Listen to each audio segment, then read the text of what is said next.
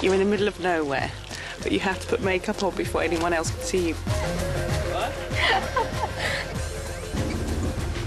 15 self-styled Jewish princesses are about to endure 10 days of survival training in the Judean wilderness. It's trying to bite there. Let's go, come on.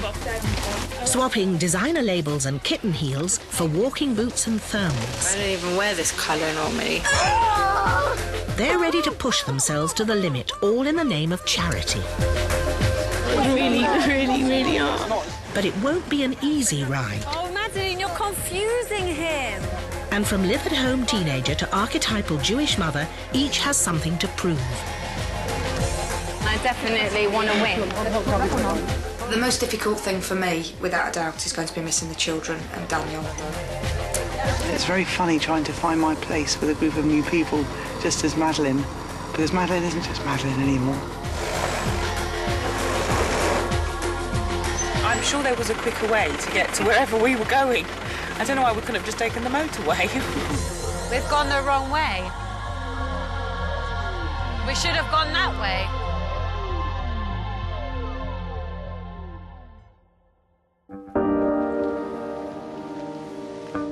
I came up with this idea to raise some serious money in aid of charity. The idea came, I'm a Jewish princess, what am I doing here? I think we'll probably all start raving mad. Mind you, they say you've got to be mad to be Jewish. You look nice. Thank you, I had to today. How are you? I don't know about the princess. 12 months ago, Madeline Black came up with a big idea to raise money for a children's charity in Israel. I'm going, Motzei Shabbat. Yeah, for Jewish princess, for 10 days. 10 days. With a week to go, and with 14 other Jewish women signed up to her project, she's taking a brave step and leaving husband and kids home alone. I'm feeling terrible about leaving my kids. I'm very excited about Princess, but I'm afraid the guilt is overruling. And I must say, I've got no reason to feel guilty in a way. I've got all the bases covered in terms of the children's care and the catering arrangements, which as a Jewish mother, of course, I'm most concerned about in my absence. But I'm still feeling very bad and self-indulgent. I hope I have the mental stamina and the commitment to actually undertake all the challenges. But I haven't had to really suffer or test my deepest resources because I've had a very comfortable life. I think we're really letting ourselves in for something. I've got a list of things that I need to go on a trip for 10 days in the desert. All right. I don't know very much about anything that I need, so I'm going on your advice. That's perfectly all right. Some of the At 23, Gabby Tenenblatt's not used to the outdoors. Do we have a shopping basket? Do you do trolleys? But she is used to shopping. Thermals? Do you do those special thermals? Disgusting. I am a Jewish princess. I'm very used to what I have. Flip-flops or rubber sandals with straps. Yuck. Very used to if I want to go and buy something, I'll go out and get it. Large rucksack. And first time to see in the mirror if it matches my outfit. But I've never always been given everything that I want when I want. How do you wear the shirt? I'd probably leave it like that. Ugh, yuck. I'm shop usually at main high street stores or little boutiques that kind of don't really have a name. And money belt, please. I would never go out looking like this. My friends would have a field day just being able to see me dressed like this. So it's a very new and different experience. Right now, before the trip, I want to see that I can achieve these hard things and come out of it and say, I've done it, and well done. You ready? Sure. Normally at this time she has her maid stand in for her, so it's quite long. Okay, give me a jab. Again. That's it. However tired or however sweaty I get, it feels good at the end of it. Excellent. 1, 2, good. Now break. I think competition is, what will keep us all going, and I definitely want to win. I'm scared. I haven't really thought about it till now. Now I'm a bit like, oh, I can't believe it's come so quickly. At 19, club promoter Sam Perlman is the youngest Jewish princess. I'm going to miss home luxuries, like being in a bed at night, having a shower, washing my hair, and it's going to be quite a long time to be wearing the same things. I've been doing promotions and stuff for clubs, so it's taken my mind off it, I think. If I wasn't doing all of that work, I'd be really worried about Israel. I'm probably not physically ready. I haven't been to the gym at all. I've been drinking loads, smoking even more. And I'm quite worried because a lot of the other girls I know that have been to the gym, there's someone that's doing 3 hours at a time in the gym. I'm just thinking, what am I going to do when I get there? I'll probably miss my mum quite a lot. She was meant to do this whole thing, but she decided that she'd get out of it and sign me up. I feel like it's boot camp or something. I think being Jewish is in your soul. I want to bring my children up Jewish and marry someone Jewish, have a big Jewish wedding. So it'd be really nice to have some sort of Jewish connections again. You're all standing and waiting for the ball. I want to see you moving around and looking... A mother of 4 from Manchester, Janine Casimir has little time for pampering. Sports mad, she would never describe herself as a princess. Give me the ball back, Josh. I sort of said to them, I think they've got the wrong person. If there was a queue for the manicure or a queue for the abseiling, I'd be in the abseiling queue anyway. The other team! Well done, Ben! I don't think she's a very conventional Jewish princess. She's a very driven individual, who's very passionate about everything that she gets involved in, and she should be a great competitor. We're 2-0 up, it's very, very close, and you're playing really well. My mum is the manager, and also she's used to play for Man United. She might have to carry another lady up a hill on her back, because they might say, oh no, I've broken a nail, so my mum will have to stop and wait and tell them to get over it and we've got to go. My family life is the most important part of me.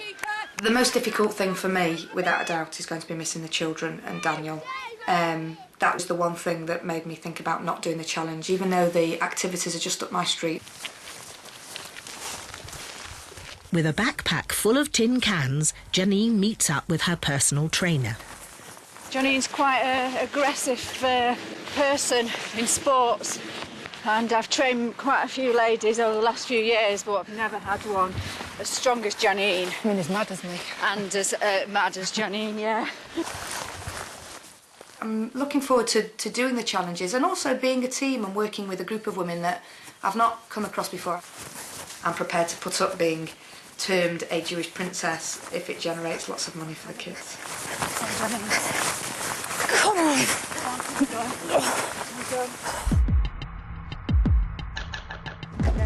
I can't see you, please.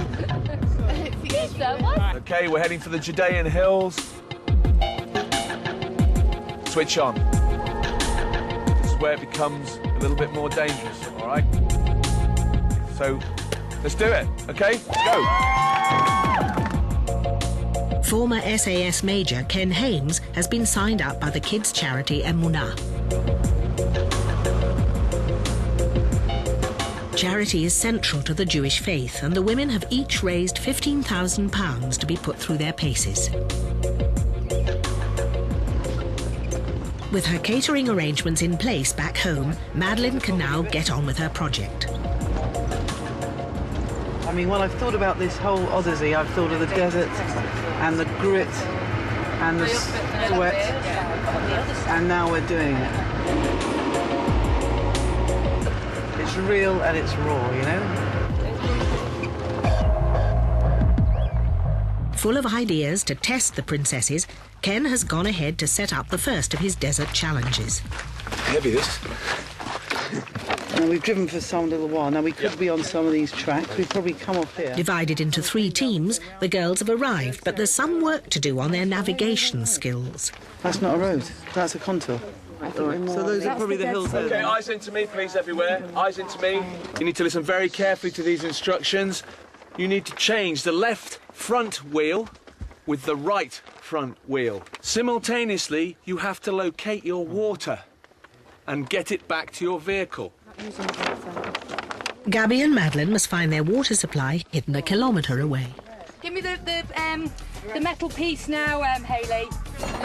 No stranger to rolling up her sleeves, Manchester mum Janine gets to grips with the task. I thought we'd have to change a tyre, yeah. But every car is different when you change your own.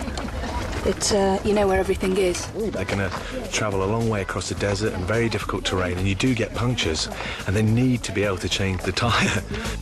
We got the tools!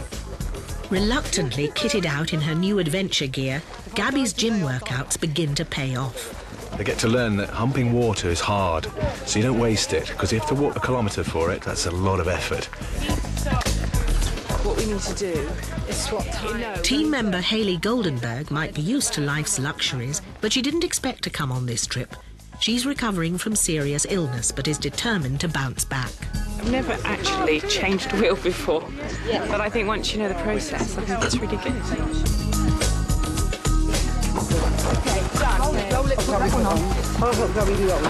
Definitely am dirty.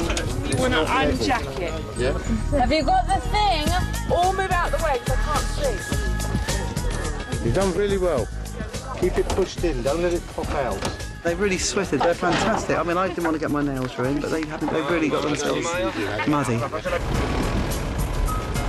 The girls have got to grips with their 4x4s, but the day's not done. They face a 2-hour night drive before they reach their accommodation. Gabby's never camped before. It's tiny. And with 5 to a tent, it's not the best introduction to the great outdoors. Here's one rock. I don't know how to put up a tent. I don't know how to change a tyre. There are ladies who have done it, and they're so keen to show that they can do it. So one feels a little bit of a spectator. Somebody do the sleeping bags inside. So without my comforts and without my husband and the kids, I'm actually, a little bit lost. Careful, it's falling. And it's very funny trying to find my place with a group of new people, just as Madeline, because Madeline isn't just Madeline anymore. Just take it back.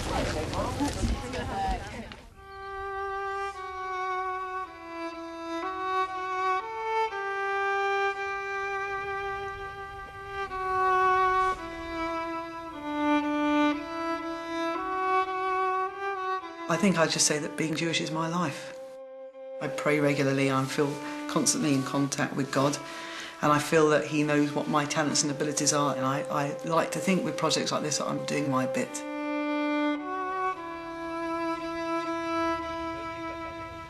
Oh, can you believe we're all putting on our makeup in the middle of nowhere? You have to put makeup on before anyone else can see you, but there's no one around to see you. But we've all still got our makeup on. Oh, that's better. Oh, I feel like an evil with a little bit of eyeliner. But not everyone's a happy camper. Gabby hasn't enjoyed her first night under canvas. Those tents are not comfortable at all. Neither has party girl Sam. There was like loads of rocks and stick digging into my bones all night. This is the only time I've wished I was really fat. Yeah. Sleeping. Because you've got a rock in every bone. Like you can feel where every rock is. I'm just planning what we're going to do today. There's quite a lot of logistics involved in this because we're going up Masada, which is like a hilltop fortress. But this is the first of their really physical challenges they've got to do today. Yeah, to the right. The tabletop. Yeah. I'll look at it when I've stopped. It looks bleak tall, doesn't it? An ancient cliff-top fortress at the edge of the Judean desert, Masada runs deep in the Jewish soul. It's remembered for the Jews who died defending the site and their faith against the Romans, eventually committing mass suicide rather than accept defeat. Madeline feels the religious significance of the place strongest of all.